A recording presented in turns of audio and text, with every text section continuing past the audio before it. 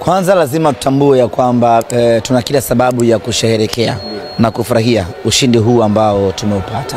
Lazima watu wakumbuke ya kwamba hii ni hatua ya nusu fainali ya kombe la shirikisho barani Afrika. Usitegemee kwenye hatua kama hizi utamfunga mtu goli 5, goli 6, goli 4 kiurahisi namna hiyo.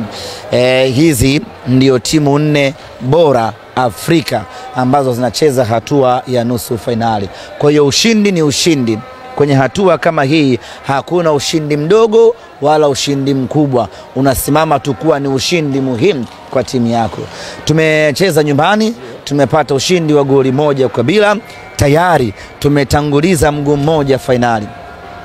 Sisi na Stellenbosch, sisi tuko karibu zaidi na fainali kuliko Stellenbosch kwa sababu sisi tuna faida. Sisi tuna kitu cha kujivunia baada ya dakika 90 za leo, nacho ni ushindi wa goli 1-0. Mwenzetu hana chochote cha kujivunia zaidi ya kujivunia kwamba anakwenda kucheza nyumbani. Kwa hiyo hatuna budi wana Simba kujipongeza na wala tusiingie na ubaridi wa aina yeyote ile. Ushindi huu una thamani na una umuhimu mno.